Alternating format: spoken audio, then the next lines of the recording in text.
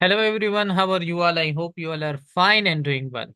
Today we are going to talk about another important topic, and that is Pakistan's role in SARC, its challenges and opportunities for regional development, right? तो आज हमारा topic जो है syllabus के इस हिस्से से है कि हम जो है इसको डिस्कस करते हैं कि सार्क क्या है, फिर चैलेंजेस क्या है, अपॉर्चुनिटीज क्या है, पाकिस्तान का रोल इसमें क्या है। ठीक है, किस तरह हम इससे फायदा ले सकते हैं। लेकिन उससे पहले जो हमारे पास इस प्लेटफॉर्म पर सेंट्रल सक्सेस स्क्वाड प्लेटफॉर्म जो है CSSP, इसमें अगर देखा जाए तो हमारे पास बहुत ज्यादा एस्पिरेंट्स जो है दे आर बिगिनर्स। वो अभी या तो 25 अटेम्प्ट्स के लिए फर्स्ट टाइम जा रहे हैं, या जो है 2026 वाले हैं, या उसके बाद जो है 2027 वाले भी हैं। तो उनको थोड़ा सा उनके लिए उनकी खातिर मैं ये बताना चाहूंगा कि हमारे पास सिलेबस में दो तरह के टॉपिक्स हैं। ठीक है, ये आप लोगों के लिए थोड़ा सा इसको इनलार्ज कर देता हूँ। I hope now it is visible. एक हमारे पास होते हैं bilateral relations. Bilateral bilateral relations कौन से होते हैं? बाईलैटरल रिलेशंस वो होते हैं जो दो ममालिक के दरमियान हो, जैसे कि पाकिस्तान चाइनाज रिलेशन, पाकिस्तान और चाइना के रिलेशंस। ठीक है, अब ये बाईलैटरल रिलेशंस जो है इकोनॉमिक भी हो सकते हैं, पॉलिटिकल भी हो सकते हैं, मिलिटरीली जो रिलेशंस है वो भी हो सकते हैं, इन्वेस्टमेंट के लिए भी हो सकते हैं, कल्चरल भी हो सकते हैं। इसकी मिसाल अगर आप लोग को दे दूं, यही पाकिस्तान पाक चाइना रिलेशंस के हवाले से, तो चाइना ने यहाँ पर इन्वेस्टमेंट भी की है, हमारे ट्रेड रिलेशंस भी हैं, एक दूसरे के साथ तिजारत भी कर रहे हैं। इसी तरह जो है ये दो ममालिक एक दूसरे के साथ कल्चरल भी शेयर करते हैं। यहाँ पर आप लोगों ने देखा होगा चाइनीज रेस्टोरेंट्स वगैरह या क्यूजीन जो है, जो फूड जो खाने हैं वो यहाँ पर अवेलेबल है। लोग जाते हैं और उनके खाने खाते हैं चाइनीज फूड के नाम से। तो ये तो हमारे पास बायलैटरल रिलेशंस की एक डिफिनीशन हो गई। इसी तरह दूसरा जो है वो है मल्टीलैटरल रिलेशंस। मल्टीलैटरल रिलेशंस,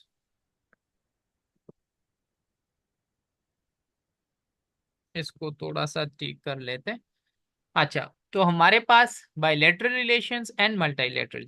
अब जो हमारा टॉपिक है आज का वो है मल्टीलैटरल रिलेशंस का। हाँ, ठीक है, ये हमारे टॉपिक का हिस्सा है। ठीक है, आई होप यू गेट इट।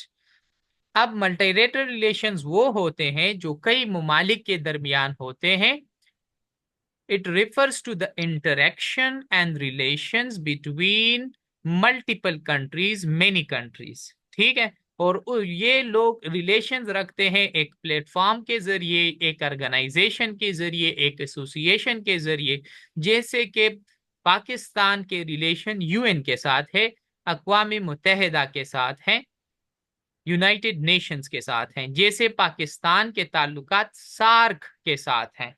अब सार्क क्या है? सार्क जो है एक एक्रोनिम है, south Asian association for regional cooperation.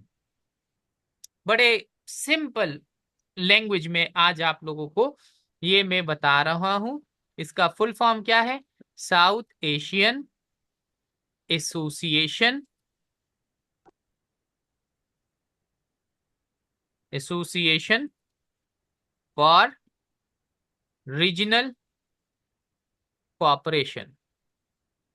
ठीक है, ये इसका फुल फॉर्म है, और शॉर्ट फॉर्म में या एक्रोनिम में हम इसको कहते हैं सार्क। अब ये क्या करता है, किस तरह काम करता है, सही, आज हमने इसको लेना है। और पाकिस्तान में इसका रोल क्या है, पाकिस्तान इससे क्या फायदा ले सकता है, और इस रीजन जिसको हम साउथ एशिया बोलते हैं, तो इससे सार्क को क्या फायदा है, और सार्क के ऑर्गेनाइजेशन का इन तमाम ममालिक को क्या क्या फायदे हैं। तो सार्क असल में इट वाज फाउंडेड, No. किस लिए बनाया गया था? For regional cooperation. अच्छा, माइक जिसके भी ऑन है, काइंडली आप लोग अपने अपने माइक म्यूट रखा करें, ताकि बाकी स्टूडेंट्स को जो है मसला ना हो। मैं भी आप लोगों को म्यूट कर रहा हूं। अच्छा, तो सार क्या है? South Asian association for regional cooperation. और इसका मकसद क्या था? मकसद इसका था कि प्रमोट रीजनल कोऑपरेशन इन साउथ एशिया, कि जो साउथ एशिया है इसमें हम क्या करें? इलाकाई ताउन एक दूसरे के साथ करें। किस लिए? फॉर क्वालिटी ऑफ लाइफ, कि हमारी जिंदगी बेहतर हो। ये चीजें आप लोगों के लिए हाईलाइट भी कर देता हूं, ताकि हमारी लाइफ बेहतर हो, हमारी इकोनॉमी जो है वो एक्सेलरेट कर जाए, हमारी जो मईशतें हैं वो अच्छी बन जाए, जैसे कि यूरोप की है, जैसे कि आसियान की है। इसी तरह हम एक दूसरे के साथ कल्चरल शेयर करें और सोशल प्रोग्रेस आ जाए, और हमारे दरमियान दहशतगर्दी खत्म हो, वायलेंस खत्म हो, मोहब्बतें ज्यादा हो, और हम जो है एक अच्छा मुआशरा जो है वजूद में ले आए। बड़े जबरदस्त मकासद हैं इसके। अब इसके मेंबर स्टेट्स कौन कौन से हैं? अफगानिस्तान है, बांग्लादेश है, भूटान है, इंडिया है, मालदीव्स है, नेपाल है, पाकिस्तान है एंड श्रीलंका है। ठीक है, अब ये अगर देखा जाए तो ये साउथ एशिया है पूरे का पूरा। तो ये तमाम के तमाम मेंबर्स सार्क के मेंबर्स हैं। अब डिसीशन कौन लेगा? तो डिसीशन लिया जाएगा अक्सरियत से।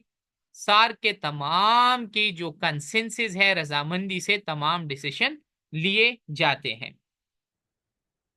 अच्छा, की ऑब्जेक्टिव्स अभी आप लोगों को बता दिए कि promote the welfare and quality of life, जिंदगी बेहतर बनाना। स्ट्रेंथन रीजनल कोऑपरेशन, इलाकाई ताउन को बढ़ाना। किस चीज के लिए? टू एक्सेलरेट इकोनॉमिक ग्रोथ, के इकोनॉमी को बेहतर बनाए। And provide individual with opportunities for dignity and chance to realise their full potential, के एक शख्स अपने इनफरादी सलाहियतों को सही तौर पर इस्तेमाल कर सके। ऐसा माहौल हर एक इंसान को प्रोवाइड करना, ये इसका मकसद था। अब इसमें पाकिस्तान का रोल क्या है? तो एक शुरू का रोल है। शुरू में पाकिस्तान बिफोर ज्वाइनिंग, ज्वाइनिंग से पहले थोड़ा सा क्रिटिकल था या कॉशियस था ऑफ इंडियाज रोल, कि इंडिया तो ऑलरेडी इसका मेंबर है। ठीक है, तो ऐसा ना हो कि इंडिया इसको पाकिस्तान को आइसोलेट करने के लिए इस्तेमाल करे और अपनी डोमिनेंस जो है क्रिएट करे इस रीजन में, इस साउथ एशिया में, इस इलाके में, ताकि इंडिया इकोनॉमिकली और पॉलिटिकली स्ट्रांग हो। और जब ये स्ट्रांग हो जाएगा तो फिर पाकिस्तान को आइसोलेट कर दे, बिल्कुल तनहा छोड़ दे, बाकी ममालिक या नेबर्स के जरिए पाकिस्तान को प्रेशराइज करे। ये उस वक्त की बात है जब पाकिस्तान ने ज्वाइन नहीं किया था। एनी हाउ, जब ज्वाइन किया तो पाकिस्तान एक एक्टिव मेंबर बना in promoting regional cooperation, often advocating for greater economic integration, collaboration in non-political areas like health, like disaster management and trade। तो जब से फिर पाकिस्तान इसका मेंबर बना तो फिर एक्टिव मेंबर बना उन चीजों में जो कि नॉन कंट्रोवर्शियल है। नॉन कंट्रोवर्शियल का मतलब ये है कि जिस पर पाकिस्तान और इंडिया के दरमियान कोई मसला, कोई कॉन्फ्लिक्ट मौजूद नहीं है, वो है सेहत। तो दोनों ममालिक अच्छी सेहत चाहते हैं। वो है डिजास्टर मैनेजमेंट, का अगर कुदरती आफात दोनों ममालिक पर एक कहीं भी आ जाते हैं, ताकि दोनों ममालिक बल्कि सार्क के तमाम ममालिक एक दूसरे के साथ जो है साथ दे सके, या ट्रेड के मामले में एक दूसरे के साथ कारोबार कर सके। लेकिन ये बातें याद रखे जो मैंने कही है, ये सिर्फ कागजी बातें हैं, इम्प्लीमेंटेशन नहीं हुआ है। तो कहने का मकसद ये है कि सार्क जो है फिलहाल इसको एक डेड ऑर्गेनाइजेशन समझा जाता है, कि अब ये एक ऐसा ऑर्गेनाइजेशन है जो डेड हो चुका है। डेड इसलिए क्योंकि इंडिया नहीं चाहता कि ये जो है कामयाब बने। इसी तरह पाकिस्तान और इंडिया की जो राइवलरी है, ये इसके लिए एक बहुत बड़ा चैलेंज है। तो तीसरा पॉइंट हमारा इसी हवाले से है कि challenges for Pakistan in SAARC. अब पाकिस्तान का सबसे बड़ा चैलेंज क्या है कि वो इस ऑर्गेनाइजेशन से फायदा उठाए, वो हमारा है इंडिया के साथ राइवलरी। ठीक है, अब आपने पेपर में राइवलरी लफ्ज इस्तेमाल करना है, दुश्मन लफ्ज या एनिमी या एनमिटी लफ्ज इस्तेमाल नहीं करना, क्योंकि वो एक डिप्लोमेटिक वर्ड नहीं है। आपने जब वोकेबलरी का इस्तेमाल करना है तो ऐसा इस्तेमाल करें ताकि वो लेमैन वोकेबलरी ना लगे, ऐसी लगे कि आप डिप्लोमेटिक वोकेबलरी इस्तेमाल कर रहे हैं और आपका अपने आसाब के साथ साथ अपने अल्फाज पर भी काबू है। ठीक है, तो हमारी इंडिया के साथ दुश्मनी है, लेकिन पेपर में आप इसको एनिमी या एनमिटी इस किस्म के अल्फाज यूज नहीं करेंगे, बल्कि वो हमारी एक राइवल कंट्री है और हमारे उनके साथ राइवलरी है। अच्छा, अब पाकिस्तान के लिए सबसे बड़ा मसला वो तो इंडिया है, क्योंकि जब जब भी पाकिस्तान ने चाहा कि इसका कोई समिट कराए पाकिस्तान में, तमाम ममालिक को अपने मुल्क में बुलाएं, तो इंडिया नहीं आया। और इसकी एक खास मिसाल जो आप पेपर में भी लिख सकते हैं वो ये है कि 2016 जो है सार्क समिट इन पाकिस्तान, ये होने वाला था कि इंडिया ने कैंसिल कर दिया इस बात पर कि पुलवामा अटैक के पीछे पाकिस्तान का हाथ है। उधर जो अटैक हुआ था पुलवामा अटैक, उसका इल्जाम पाकिस्तान पर लगा दिया, जिसकी वजह से फिर ये समिट ना हो सका। अच्छा, एक और बात जो यहाँ पर मैंने लिखी नहीं है वो ये है कि पाकिस्तान में जो समिट होता है, या पाकिस्तान की बात छोड़ दूं तो जनरल बात करूं, जनरल बात यह है कि सार्क का समिट होना ये एनुअल है, सालाना है, कि हर साल ये तमाम ममालिक बैठकर पूरे साल का जायजा लेंगे कि हमने कितना कमाया, कितना खोया, कितना हम आगे इसको मजीद ले जा सकते हैं। तो चाहे वो ट्रेड हो, क्वालिटी लाइफ हो, चाहे वो इंडिविजुअल लाइफ हो। ठीक है, लेकिन 4-5 साल हो गए सार्क जो है अपने समिट या मीटिंग जो है नहीं बुला सका। तो इस वजह से भी लोग कहते हैं कि अब ये एक डेड ऑर्गेनाइजेशन बन चुका है बनिस्बत बाकी ऑर्गेनाइजेशन के। अच्छा, I hope you are getting the technical points as well, क्योंकि पेपर में आपसे स्ट्रेट फॉरवर्ड नहीं पूछा जाएगा कि आप सार्क के बारे में बताएं। शायद आपसे ये पूछें कि सार्क एक डेड ऑर्गेनाइजेशन है, इसको रिवाइव करने के लिए आप तजावीज दे रहे हैं कि इसको अब हम जिंदा कैसे करें, रिवाइव कैसे करें, इसमें जान कैसे डाल दें। ठीक है, या पाकिस्तान इसमें क्या रोल अदा कर सकता है कि वो जो है रिवाइव कर जाए, या सार्क और एससीओ जो शंघाई कोऑपरेशन ऑर्गेनाइजेशन जो है, जो अभी हमारे मुल्क में होने वाला भी है 15 और 16 को, इसमें कंपैरिजन करें। तो हमने इन तमाम चीजों को देखना है आज के लेक्चर में। इंडोसेंट्रिक नेचर ऑफ द रीजन, तो यहाँ पर एक बहुत बड़ा मसला ये भी है कि जो साउथ एशिया है यहाँ पर सबसे ज्यादा डोमिनेंट पोजीशन जो है वो इंडिया का है। तो अफगानिस्तान का झुकाव भी इंडिया की तरफ है, श्रीलंका का झुकाव भी इंडिया की तरफ है, और नेपाल का झुकाव भी इंडिया की तरफ है, और इसी तरह बांग्लादेश का झुकाव भी इंडिया की तरफ है। तो पाकिस्तान को जो है इतना मौका नहीं मिल रहा। ये भी एक बहुत बड़ा चैलेंज है कि जो हेजेमनी है, जो कंट्रोल है, वो इंडिया के पास है। तो ये इंडिया नहीं चाहता कि ये ऑर्गेनाइजेशन कामयाब हो और उसमें पाकिस्तान जो है अपना एक एक्टिव रोल अदा करे, और फिर उसके जरिए इंडिया को प्रेशराइज करे ताकि इंडिया कश्मीर पर कोई बात कर सके। तो इंडिया खुद भी नहीं चाहता अपनी हेजेमनी या अपना पावर, अपना कंट्रोल, अपना असर रसूख इस्तेमाल करके वो इस ऑर्गेनाइजेशन को कामयाब नहीं बनाना चाहता। इसी तरह जैसे मैंने कहा कि लेक ऑफ इम्प्लीमेंटेशन के सार्क में जो भी बातें हैं वो पेपर के ऊपर हैं, एक्शनेबल स्टेप्स नहीं लिए गए। तो यहां पर मैंने लिखा भी है कि सार्क्स agreements and decisions have often remained on paper without being translated into actionable steps. ये एक्शनेबल मतलब प्रैक्टिकली यहाँ पर कुछ भी नहीं हुआ है। ना गुर्बत कम हुई है, ना तिजारत बढ़ी है, ना इंडिविजुअल लाइफ जो है बेहतर हुई है।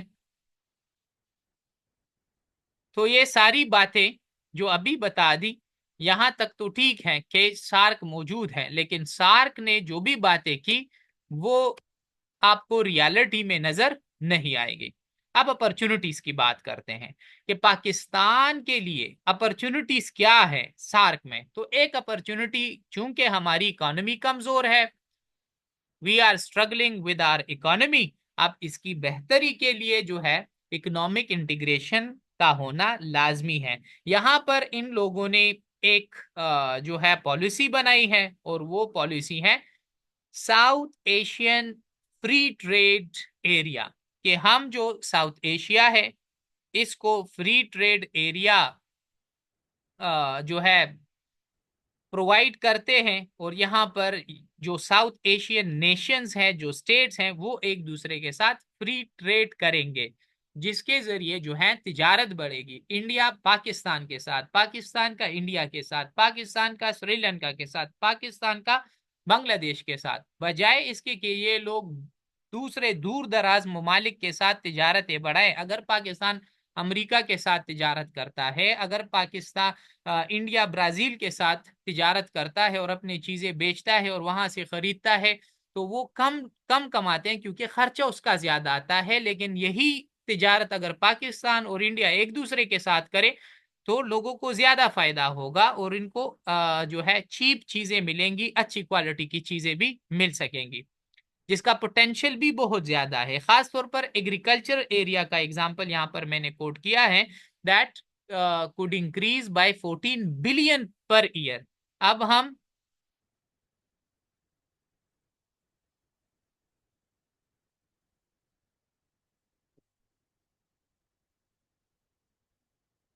जो रिकॉर्डिंग करना चाहते हैं उनको बता दूं, मैं रिकॉर्डिंग प्रोवाइड कर रहा हूं आप लोगों को, ठीक है? तो आप लोगों को रिकॉर्डिंग की जरूरत नहीं है। एक मिनट प्लीज।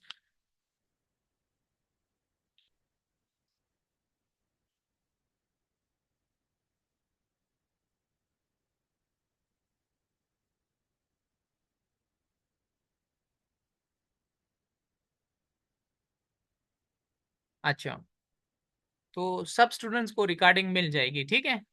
मेरे तमाम लेक्चर्स की रिकॉर्डिंग आप लोगों को मिल जाती है, तो इसकी भी मिल जाएगी। तो हम क्या करते हैं, $7 बिलियन के लिए, $1 बिलियन के लिए, या $2 बिलियन के लिए आईएमएफ के पास जाते हैं, मिन्नत समाजत करते हैं। लेकिन अगर यही ट्रेड हम करें इंडिया के साथ, अफगानिस्तान के साथ, बांग्लादेश के साथ, श्रीलंका के साथ कारोबार करें, तिजारत करें, तो हम खास तौर पर agriculture exports, Pakistan already agriculture state है, तो हमारी जो इकोनॉमी है उसमें $14 बिलियन का इजाफा हो सकता है। दूसरा पॉइंट वो ये है कि नॉन पॉलिटिकल कोलैबोरेशन, वो चीजें जो कि नॉन कंट्रोवर्शियल हैं, जो कि पॉलिटिकल है ही नहीं, वहां पर हम बेहतर तरीके से सार्क को इस्तेमाल कर सकते हैं, सार्क से फायदा उठा सकते हैं। और उसके लिए मैं आप लोगों को मिसाल दे दूं, हमारे पास डिजास्टर मैनेजमेंट है, हेल्थ का मसला है, क्लाइमेट चेंज का मसला है। तो अगर पाकिस्तान सार्क में अपना एक्टिव रोल अदा करता है, और सार्क के तमाम कंट्रीज, चाहे अफगानिस्तान है, इंडिया है, श्रीलंका है, नेपाल है, भूटान है, ये तमाम मिलकर एक डिजास्टर मैनेजमेंट सिस्टम बनाए, और फिर जिधर भी डिजास्टर हो, हेल्थ का मसला हो, क्लाइमेट का मसला हो, तो ये सारे के सारे मालिक मिलकर एक दूसरे का हेल्प कर सकते हैं जब कुदरती आफात आए। और यहां पर इन लोगों ने एक सार का डिजास्टर मैनेजमेंट सिस्टम, या ये मैंने कोड भी किया है, बनाया भी है, लेकिन अगेन यही बात कर कर दूं कि यहां पर इसकी इम्प्लीमेंटेशन नहीं हुई है। अब बनाया है लेकिन इफेक्टिव नहीं है। अब पाकिस्तान और बाकी तमाम ममालिक सार के, वो यूरोपियन यूनियन से सीख सकते हैं कि आप, यूरोपियन यूनियन के जितने भी ममालिक हैं वो एक दूसरे के साथ कारोबार भी करते हैं, बिजनेस भी करते हैं, कल्चरल भी शेयर करते हैं, लैंग्वेजेस भी शेयर करते हैं। और आज यूरोप कहाँ से कहाँ तक पहुंच गया है, या आसियान जो है, association of south east Asian nation, ये बड़ा कामयाबी से जा रहा है। तो अगर सार्क भी जो है, इन दोनों ऑर्गेनाइजेशंस या यूनियन या जो रीजनल क्या है ऑर्गेनाइजेशन है, इनसे सीख ले, तो ये भी कामयाब हो सकता है। इसके साथ बढ़ते हैं कि इसके फेलियर्स क्या हैं। जैसे मैंने थोड़ी देर पहले कहा कि कुछ एनालिस्ट ये कहते हैं कि SAARC is a dead organisation, अब ये तकरीबन खत्म हो चुका है, क्योंकि जो जो इसने कहा आज तक इसने अचीव नहीं किया। तो एक बात ये है इसके फेलियर की कि मैनिमल प्रोग्रेस, कि प्रोग्रेस नहीं हो रहा। और उसकी वजह क्या है? इंडिया एंड पाकिस्तान राइवलरी, दोनों के दरमियान जो मुखालिफत पाई जाती है। The organisation has failed to significantly impact poverty, अब ये फेल हो चुका है गुर्बत खत्म करने में, इकोनॉमिक ग्रोथ लाने में, और एक दूसरे के साथ फ्री ट्रेड करने में। तो अब अफगानिस्तान इंडिया के साथ पाकिस्तान के साथ ट्रेड नहीं कर रहा, पाकिस्तान अफगानिस्तान के साथ इतना ट्रेड नहीं कर रहा जितना दोनों के दरमियान पोटेंशियल है। इसी तरह हमने इंडिया के साथ 2019 में जब उन लोगों ने कॉन्स्टिट्यूशन अब्रोगेट किया और फिर जो है कब्जा कर लिया कश्मीर पर, 2019 की बात कर रहा हूं, और इनको उनका ऑटोनोमस स्टेटस खत्म कर दिया, तब से लेकर आज तक हमारे उनके साथ रिलेशंस खराब हैं। डिप्लोमेटिक रिलेशंस भी हमने खत्म कर दिए हैं इंडिया के साथ, और ट्रेड की तो हम सोच भी नहीं सकते। अगरचे पाकिस्तान के लिए इंडिया एक बहुत बहुत बहुत ज्यादा बड़ा मार्केट है, इसी तरह पाकिस्तान जो है 25 करोड़ आबादी का एक बहुत बड़ा मार्केट है इंडिया के लिए। लेकिन ये दोनों जो है नुकसान कर रहे हैं एक दूसरे के साथ, इकोनॉमी नहीं बढ़ा रहे। एक छोटी सी मिसाल दे दूं, यहां पर मैंने लिखी नहीं है आप लोगों की क्रिटिकल थिंकिंग के लिए, और वो ये है कि अगर देखा जाए तो मसला सिर्फ इंडिया और पाकिस्तान का नहीं है, इंडिया और चाइना का भी है। इंडिया और चाइना भी जो है हर दूसरे दिन जो है लड़ते हैं, बॉर्डर के ऊपर लड़ाइयाँ होती हैं, लेकिन लद्दाख के मकाम पर, ठीक है। और उसके बावजूद भी इंडिया और चाइना के दरमियान जो इकोनॉमिक एक्टिविटीज हैं, रिलेशंस है, वो जारी हैं। वो दोनों आज तक कारोबार को अपने कॉन्फ्लिक्ट्स में नहीं लाते। वो कहते हैं कि बॉर्डर के मसले बॉर्डर पर रहेंगे, लेकिन इकोनॉमी बिजनेस जो है ये चलता रहेगा दोनों ममालिक का। तो इससे सीखना चाहिए। जब चाइना और इंडिया कारोबार कर सकते हैं, अगरचे ये बड़े मुखालिफ है एक दूसरे के, तो पाकिस्तान और इंडिया भी कम से कम ट्रेड कर सकते हैं। और जब ये ट्रेड करेंगे, कारोबार करेंगे, तब ही जाकर इनके मसाइल भी हल होंगे। एनी हाउ ऐसा नहीं हो रहा, इवन सार्क के होते हुए भी, जो सार्क की ये एक फेलियर भी समझी जाती है। कोविड 19 पर, जब कोविड 19 आया तो इन लोगों ने बड़ी फंड्स की दावे किए, लेकिन वो फंड भी रिलीज ना हो सके और ये भी इनइफेक्टिव रहा, जिसका मतलब ये है कि ये एक डेड ऑर्गेनाइजेशन है और जो कहता है वो करता नहीं है।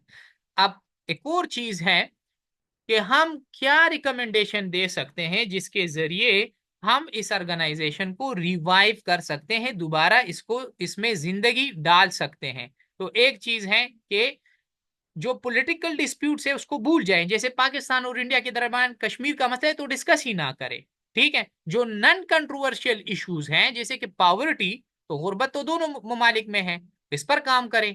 डिजास्टर मैनेजमेंट है तो कुदरती आफात तो दोनों ममालिक में आती हैं, तो उस पर काम करें। इसी तरह हेल्थ, दोनों ममालिक का मसला है तो पब्लिक हेल्थ को जो है पर काम करे। और यहाँ पर ये मैं सिर्फ और सिर्फ दोनों का इसलिए बता रहा हूं क्योंकि ये दोनों ही सार्क में अहम ममालिक हैं, बाकी भी हैं, लेकिन मसला इन दोनों का है। तो अगर आपने पेपर में डिस्कस करना है तो आप सारे सार्क के मेंबर्स को जो है डिस्कस करें। फिर हमारे पास एक और अहम चीज है, वो है जिसको हम कहते हैं सीबीएम। सीबीएम कहते हैं कॉन्फिडेंस बिल्डिंग मेजर्स। ठीक है, ऐसे इकदामात अपनाएं जिससे कॉन्फिडेंस, एतमाद आ जाए। वो कैसे आएगा? पीपल टू पीपल रिलेशंस के जरिए। यहाँ के मैचेस उधर होंगे, उधर के मैचेस इधर होंगे, वहां की फिल्में इधर रिलीज होंगी, इधर की फिल्में वहां पर रिलीज होंगी, यहाँ के एक्टर्स उधर जाएंगे, उधर के एक्टर्स इधर आएंगे। ठीक है, यहाँ के लोगों को वीजा आप दे रहे ताकि वो इंडिया को देख सके, टूर के लिए चले जाएं, और वहां के लोगों को इधर आने दें। इसको हम कहते हैं कि ऐसे मेजर्स हैं जिसके जरिए पीपल टू पीपल टाइज बेहतर होगी, और उसके जरिए फिर ट्रस्ट डेवलप होगा। और जब लोगों के दरमियान ट्रस्ट डेवलप होगा तो फिर हुकूमतें भी जो है अपने रिलेशन बेहतर बना सकती हैं। इसी तरह जो इंट्रा रीजनल ट्रेड है, रिवाइविंग सेप्टा, के सेप्टा को आपने क्या करना है? रिवाइव करना है, ताकि आप रीजनली जो है अपने ट्रेड बढ़ा सके। और ये कैसे करना है? स्टार्टिंग विथ स्मॉलर टिप्स, जिसको हम कहते हैं फेज्ड अप्रोच। तो फेज्ड अप्रोच के जरिए हमने इसको करना है। जरूरी नहीं है कि आप कहें कि बस एकदम एक सब कुछ हो जाए, नहीं, छोटे छोटे स्टेप्स ले लें और इसको फिर बड़ा बना दें। और इसी तरह हमने यूरोपियन यूनियन और आसियान से सीखना चाहिए, और यही सारी चीजें हैं जिसके जरिए हम सार को रिवाइव कर सकते हैं। अब ये जो लेक्चर मैंने तैयार किया है, इसके लिए मैंने आप लोगों के साथ लिंक्स शेयर किए हैं। यहाँ पर ये 5-6 लिंक्स हैं, आप इनको रीड करके मजीद अपनी अंडरस्टैंडिंग और क्रिटिकल थिंकिंग जो है आप लोग डेवलप कर सकते हैं। सो मेरे तरफ से आज के लिए इतना ही है। अगर आप लोगों के पास कोई क्वेश्चन है तो अभी मुझसे आप लोग क्वेश्चन भी कर सकते हैं। मैं रिकॉर्डिंग ऑफ कर देता हूं आप लोगों के लिए, और फिर अगर आप लोग क्वेश्चन करते हैं तो क्वेश्चन कर सकते हैं। जी, if you have got any question